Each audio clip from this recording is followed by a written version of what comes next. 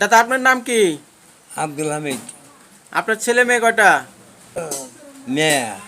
আচ্ছা, আর ছেলে কয়টা? ছেলে দুটো। বড় ছেলে কি করে? ওই রিক্সা চালায়। আর ছোট ছেলে? ছোট ছেলে ওই গাছ গাছালি আছে। ও, তা আপনি খান কিভাবে, চলেন কিভাবে, কে খাদ্য খাবার দেয়? খাইবার দেওয়া কত আমি ওই বুড়ি মাঝি বাড়ি কাম কাজ করে। বুড়ি বুড়ি কালি মানুষের বাড়ি কাম করে কয় টাকা কামাই করে, কয় টাকা আনে? বুড়ি আর কয়টা কাম করব? ওই ধরেন যে খন্দ খালি হারে হালদি করে দুইশোর মধ্যে ধান টান দেয়। তো অর্ধেক কি আপনার সংসার চলে? না, চলে না। তাহলে আপনাকে দুজনে খাওয়া চলে, অসুখ বিসুখ হলে কি করেন? অসুস্থ কিচ্ছু করি না আমি। তাহলে টাকা পয়সা পান কোনে? কেউ যেন আল্লাহ দেয়, মানুষে দেয়।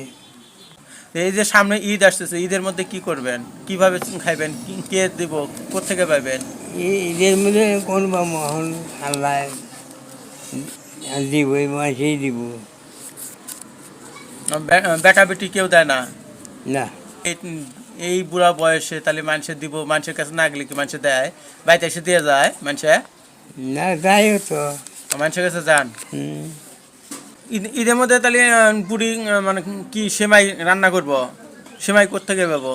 কেনার টাকা আছে? সেমাই কেনার টাকা আছে? সেমাই, চিনি, দুধ এগুলো কেনার টাকা আছে? ঈদের মাঠে নতুন জামা পরে যা লাগবো না? না, ও, আমি তো একবার ঘরে পড়ে হচ্ছি আজ কতদিন হলো।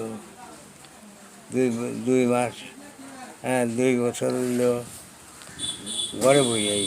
আচ্ছা আচ্ছা। এখন বুড়ি যা কয় যে বুড়া ওইরকম পড়ে হয়েছে। ধরেন আপনি আপনি আমার কাছে কি চান তাই কন, আমি আপনার জন্য কি করতে পারি সেটা কন। কি করবেন না, কন কি চান?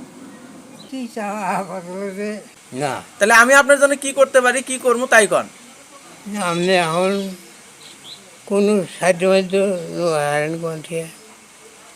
কোথাও থেকে যদি কোনো সাহায্য মাহায্য করে দিতে পারি, কেমন কি লাগবে, কি সাহায্য লাগবে সেটা বলেন।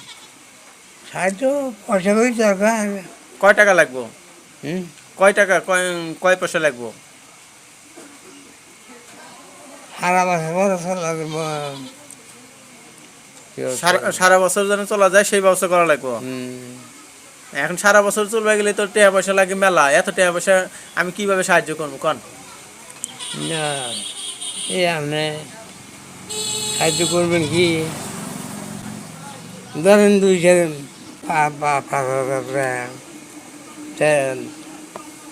ধরেন 12,000 টাকা যদি মিলায় আল্লাহ দেয়, ওইটাই ডাক্তারের চেষ্টা করে আসবো, ব্যয় করে আসবো।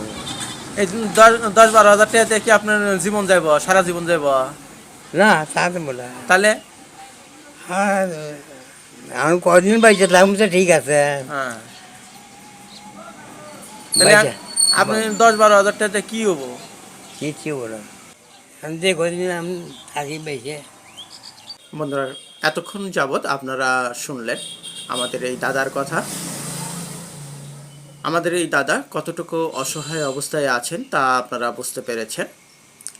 বিশেষ করে যারা এই দাদাকে চেনেন এবং জানেন তাদের কাছে অনুরোধ যে আসুন আমরা হাতে হাত রেখে এই দাদার পাশে দাঁড়াই, ঈদের আনন্দ ভাগাভাগি করে নেই। আপনারা যারা সাহায্য সহযোগিতা করতে চান, ইচ্ছা আছে, তারা আমার মেসেঞ্জারে নক করবেন। আসুন আমরা ঈদের আনন্দ ভাগ করে নেই। আল্লাহ হাফেজ।